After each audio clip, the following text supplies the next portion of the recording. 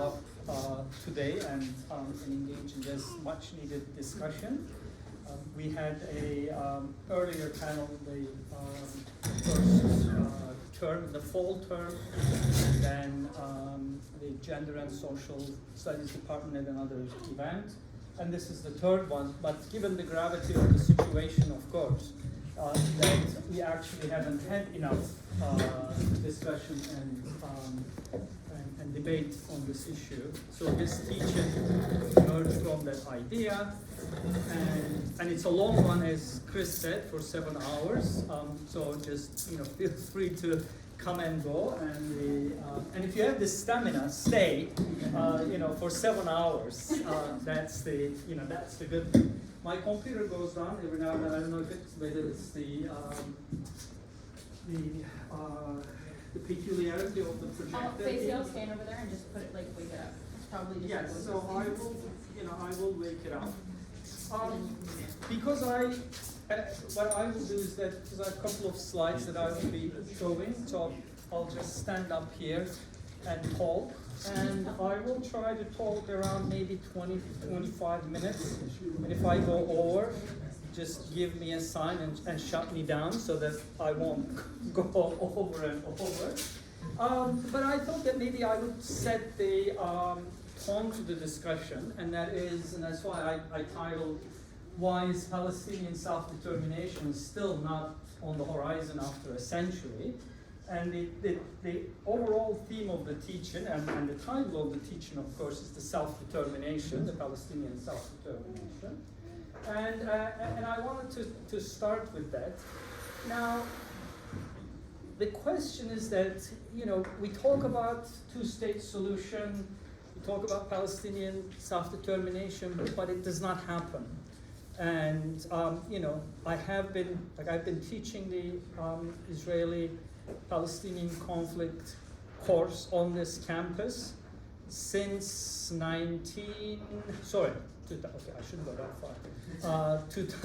2003, so 20 years, and things only got worse, as opposed to being hopeful. So then the question is that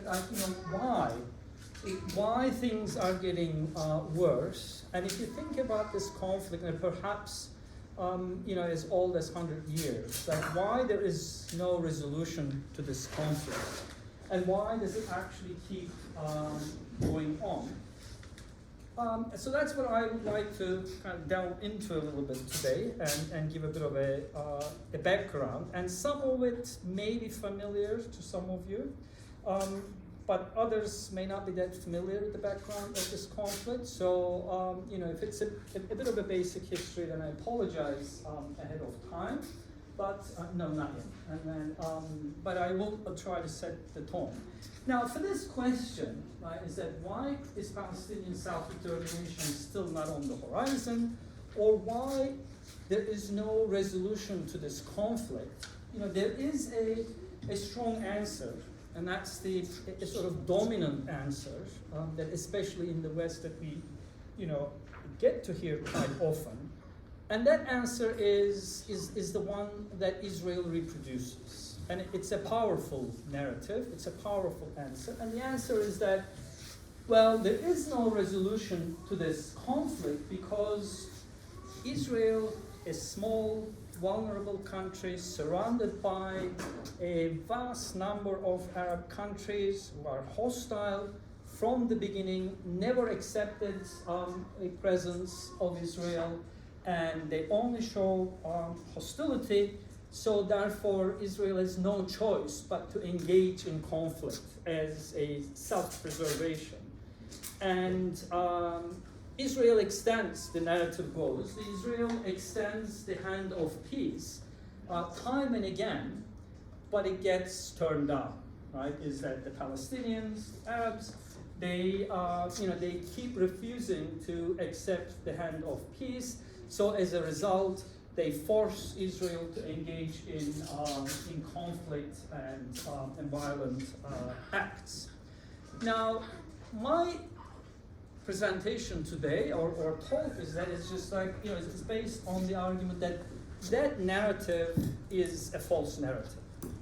And I will explain why that narrative is a false narrative.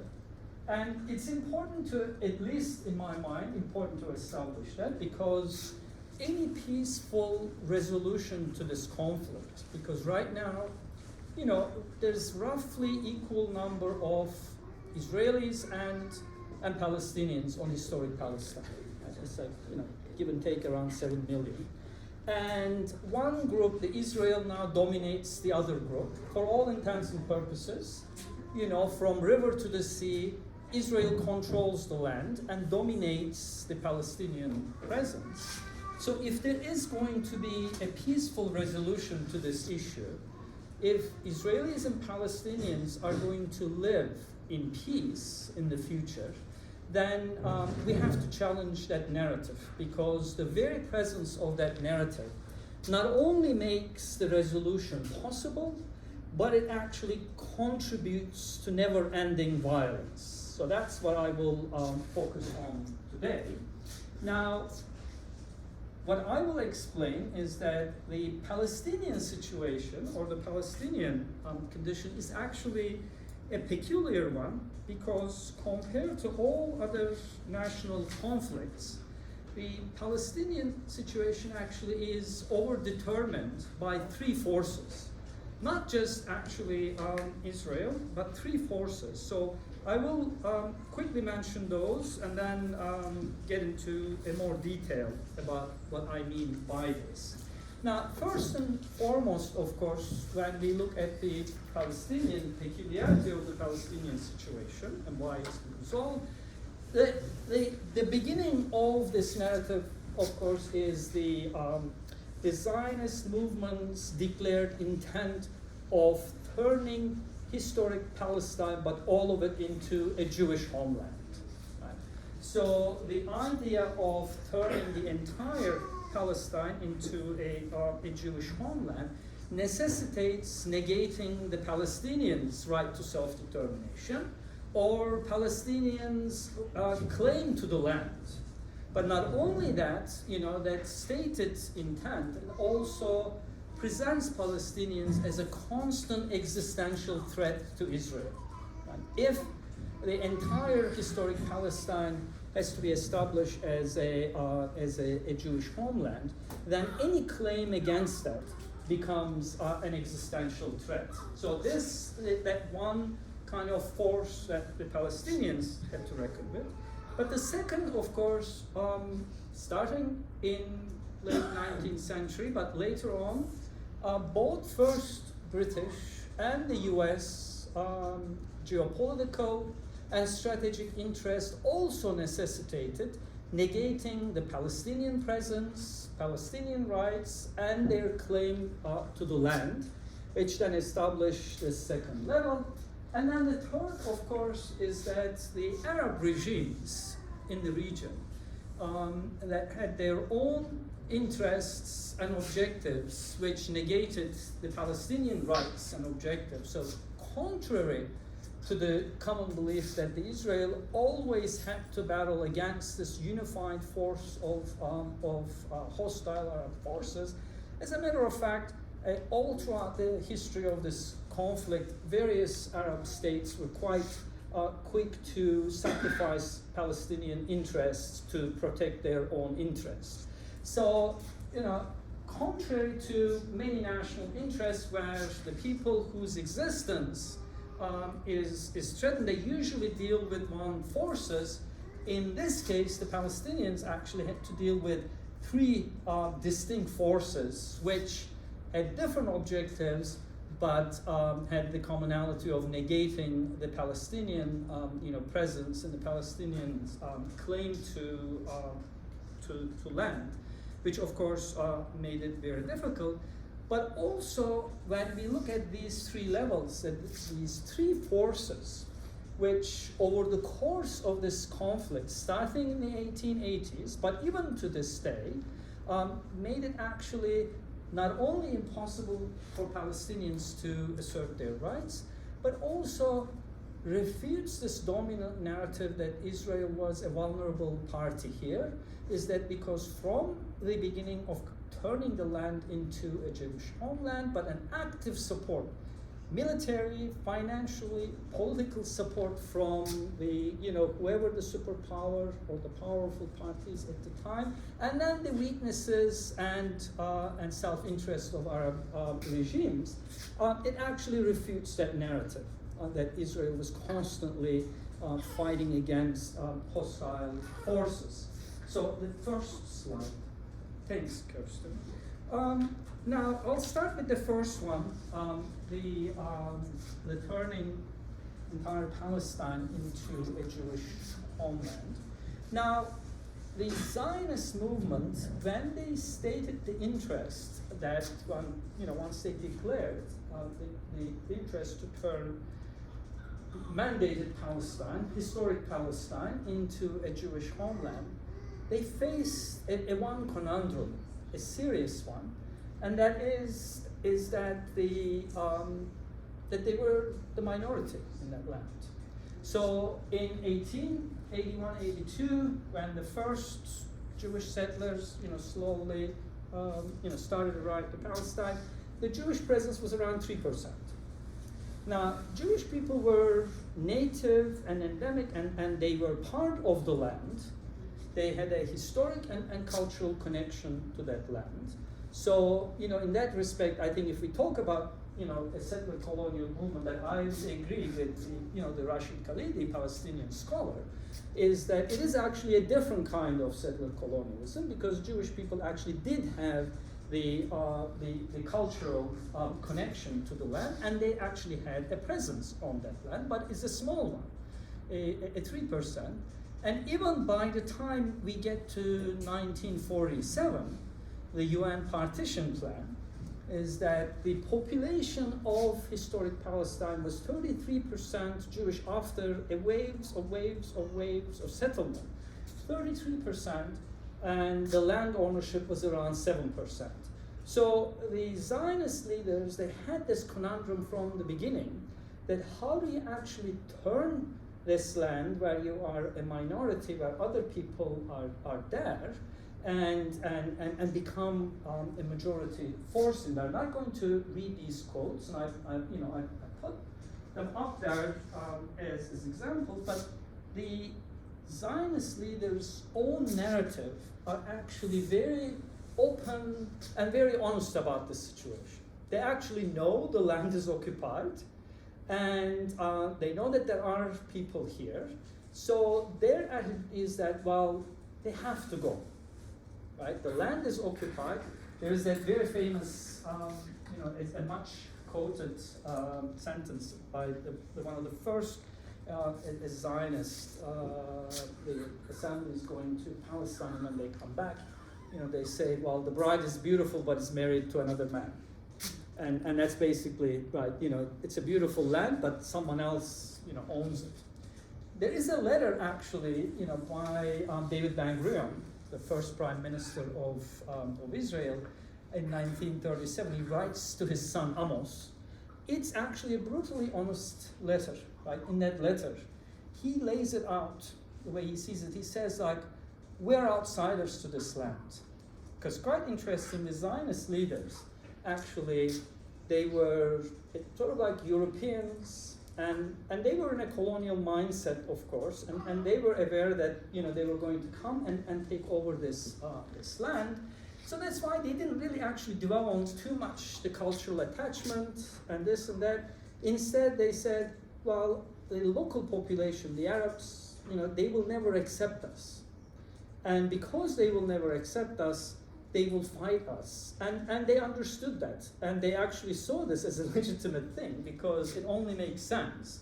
And, when we look at, for instance, the Jabotinsky's the quotes, it is not actually very insignificant, because the revisionist Zionism that he represented, it actually finds its manifestation today in Likud party. So all the way from Menahem Begin, Yitzhak Shamir, Ariel Sharon, the Netanyahu. There is a long line of a very strong ultra-right-wing, political movement in the Zionist tradition, which clearly states that these people have to leave there is no possibility. Look at the next slide. Thanks, Kirsten. And very early on, even in 1990s, right after the Balfour Declaration, when the World Zionist Organization, when they present a map to the Paris conference, the map actually is not only includes the current Israel, but also goes to the other side of the river and up north, because that a kind of sort of constitutes the historic Palestine as they framed it. And then in various speeches, the Zionist leaders, they emphasized the importance of turning Palestine into a Jewish homeland. And here I have to open a little parenthesis. There are actually alternative voices. There are some within the Zionist tradition. People like Martin Buber or Ahad Haham, the cultural Zionism. They sort of point out the problems of this, right? They say, well, driving all these people out, right, is a problem. We cannot actually, we have to find another way to live with the local population, but their voices are drowned out, right? Is that they do not gain the upper hand. And then when the objective becomes is, well, if Palestine is going to be a homeland, and if we are the minority on this land, then how is the people, like what's going to happen to the local population? And so that's why very early on, the transfer of the local population becomes a preoccupation for Zionist leadership. Is that because that contradiction, the contradiction of trying to turn the place into a nation state for people who are minority in there, necessitates the removal of people who are already there. Right? You can't have it in any other way. So statement after statement that we see among the Zionist leadership is the transfer. The approach to this question of transfer is kind of ambiguous. So the preferred method is an agreement, right? The Arabs will agree to this. Ben Gurion actually gives the example of the Greece and the Turkey, is that both of these countries, right, engaged in a population transfer, that huge numbers of Greeks went from the Anatolia, Asia Minor, to Greece, and then the Turks came from Greece to Anatolia, and these two countries became possible as a result of an agreed ethnic cleansing, if you will. Right? Is that they agreed to that, they signed it. So Ben Gurion, supports that approach, but then the discussions is that, well, if that doesn't happen, then they'll have to be moved forcibly. The transfer, has to happen. Now, this is not just simply, at the level of talk. As a matter of fact, even before the 1948 war breaks out, the Israeli leadership, the Jewish leadership, at the time they established what they call the famous the Plan Dalet.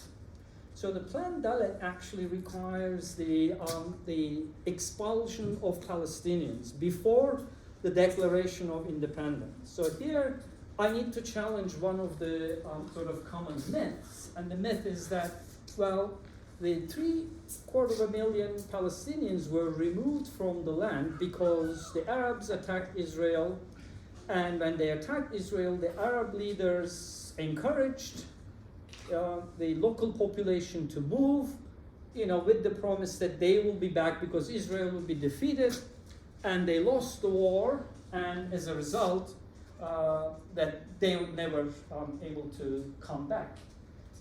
But the reality actually is not that, because even before the war broke out, the expulsion of Palestinians in parts of Palestine started right after the implementation of the Dalet plan. The one, of course, a a much quoted case was the massacre in Deir Yassin. Both the Irgun and Lehi involved in a massacre of the entire town and the looting and the destruction, which creates a huge fear among the local population. Because this is also, again, a very little known fact is that many of the Palestinian towns, they actually signed non-aggression pacts with the Jewish towns. So there's actually, they're aware that there's this, a conflict brewing, and many of the Palestinian towns, they neither had the capacity to defend themselves or the military power, especially in the face of growing, military capabilities of the Jewish authority in Palestine. So they signed non-aggression pacts. So Deir Yassin was one of those towns who signed the non-aggression pact with the surrounding villages, but nevertheless the entire town gets destroyed. But also, prior to the Declaration of Independence, when British withdrew to port of Haifa right before the end of the mandate, and that's February 48, the Jewish military forces began clearing out the local Arab population. So before the end of mandate, even before the end of the declaration, of State of Israel, towns such as Haifa, Jaffa, Safed, Baisan, Acre, and Western Jerusalem were completely cleansed from the local population before the war starts. And when the war starts, and there is this question, okay, in the moment, and what is there to do? And Yitzhak Rabin, one of the prime ministers of Israel, and he's the one who signed the Oslo Accord, and the quotes, Yigal Allon's exchange with David Ben-Gurion, is basically, this is the moment, now we expel the local population. So that policy of expelling local population, emerges from the idea of seeing the land exclusively belonging to Jewish people. It makes it, impossible to have any kind of accommodation later on in the, in the course of this conflict. But I will now, because the time, it's already, so I'm looking at my watch, so the time's already running out. But I'm going to quickly now, touch on the role of both the Britain and the U.S. Afterwards, and then maybe shortly on the Arab countries if I have time. But the denial of the very existence of Palestinians is not just actually simply the Zionist objective, but even before the mandate starts, when Britain issues the Balfour Declaration and promises the Zionist leaders a Jewish homeland in Palestine, there's actually a complete omission of the Palestinian rights. So, sort of systematically, when we look at from Balfour Declaration and later on the 1922 mandate, when the control of Palestine was given to the Britain, right? There is a deliberate omission of Palestinians, their rights to the land, or their right to self-declaration. So if you look at Balfour's statement, right, and that's actually quite a telling statement, because the British is that they don't even actually need to consult with the local population. And he declares it like we do not have any kind of interest or intent to consult with the local population. And the same logic gets to be reproduced in the mandate. So the mandate agreement mandates Britain to create a Jewish homeland in Palestine, but there is no such acknowledgement for the Palestinian homeland, right? There's a complete silence on that. There is an acknowledgement of Jewish right to self-determination in Palestine, but there is no acknowledgement of the local populations, the Palestinians' right to self-determination in the same land. So when we look at the partition plan 47, that's why I just want to talk about that context, right? In 46, the land ownership structure is predominantly still in the control of the Arab population, the local population, the Palestinians. There isn't actually a single area where the Jewish community holds the sort of the majority of the land ownership. So it's around, the only places around the Haifa, 35%, or in Jaffa around 39%, up on the north a little bit around Safad, 28%. But it's, you know, in practical terms, it's not actually possible to create an independent nation state without cleansing the existing population, right? It's just that it's not possible. And in light of that, the UN partition plan comes in 47, which divides, the land into two parts and tries to create the Jewish state where there is a bit of a significant land ownership, but that in and of itself requires a cleansing of the local population, right? Is that because that existing, the partition plan, right, is that cannot account the fact that, like, what you do with all these people and the land that's owned, because then you're, giving the land to someone else, but the majority of land is not owned by the people where the land is, is assigned, right? Is that, so there has to be a massive population transfer. Now, it's usually argued as one of the, I think when you take it out of the context, a common argument is that, well, the Palestinians actually are responsible for their own demise because they did not accept the partition. If they accepted the partition, then none of this would have happened. That the Jewish and the Palestinians, they would have their homeland, and this thing would have been over. But that's a very actually naive and a dishonest view of the conflict. And I think the Zionist leaders, that they were much more strategic and alert to the situation and smart.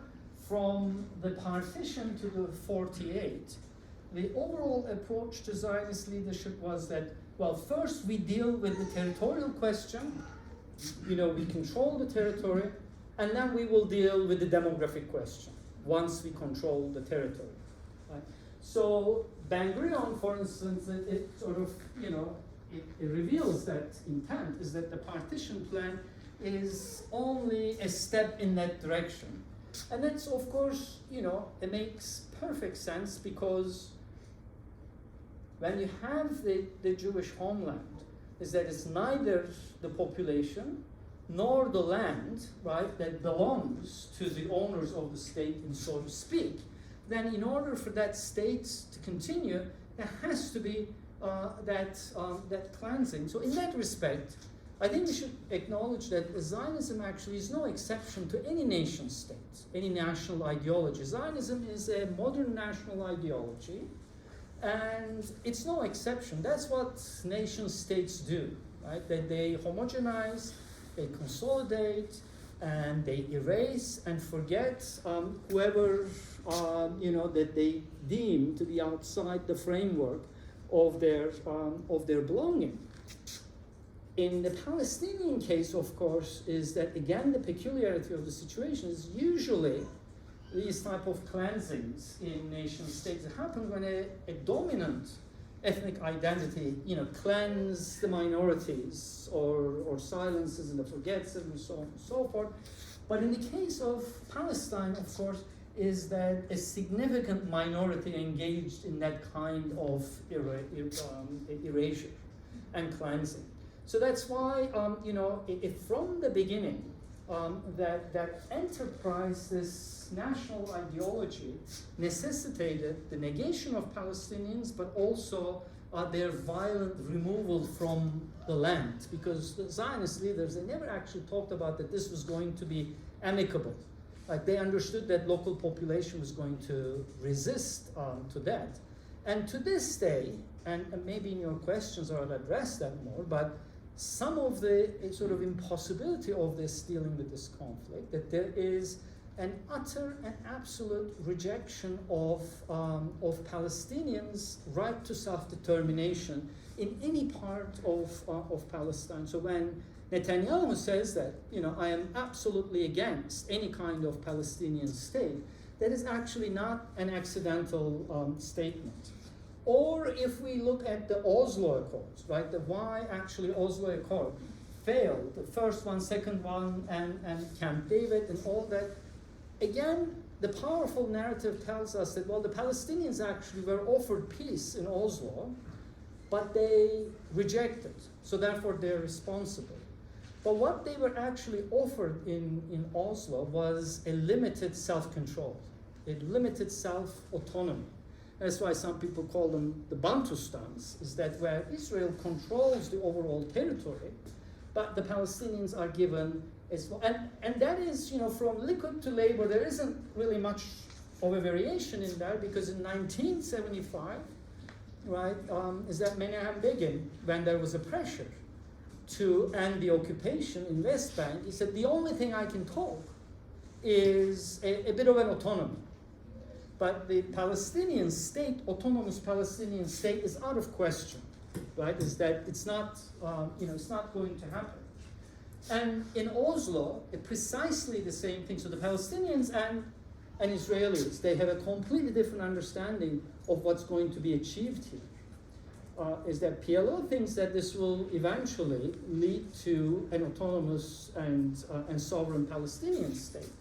And of course, people like Edward Said, they criticize the naivety of PLO in that. Whereas very early on, Rabin and Shamir and the Israeli leadership make it very clear that what they have in mind is a limited self-rule, but nothing actually more than that. So that's why in 1993, when there was a declaration of principle, that famous handshake prior to that, PLO recognizes Israel's right to exist and its legitimate right to be on that land, and gives up armed conflict.